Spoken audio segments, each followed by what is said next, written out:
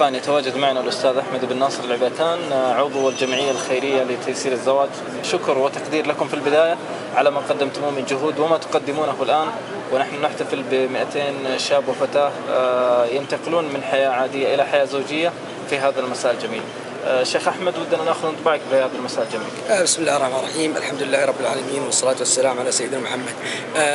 اليوم يوم فرح، يوم ابتهاج. نحمد الله سبحانه وتعالى أن استطعنا أن نحقق بهذه الجمعية الكثير كما وعدناكم في السنة الماضية. الآن العدد ضعف العام السابق.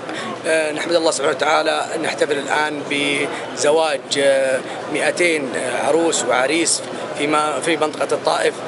نحمد الله سبحانه وتعالى دعم ولاة أمورنا في هذه المملكة العربية السعودية، له الدافع الكبير لقوتنا في هذه الجمعيات.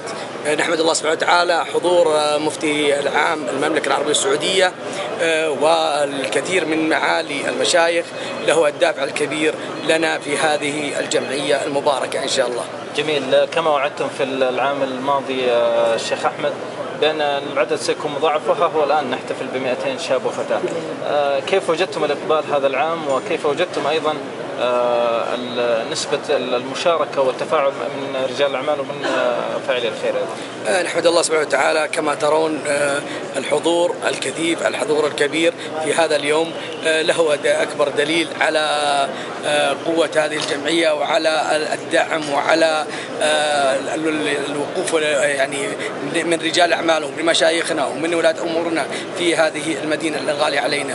نحمد الله سبحانه وتعالى كل سنة في تطور، كل سنة في زيادة، نتمنى المزيد، نتمنى إن شاء الله في الأيام المقبلة أن ترون الشيء اللي يرضيكم إن شاء الله عنا ويرضي الله سبحانه وتعالى قبل كل شيء.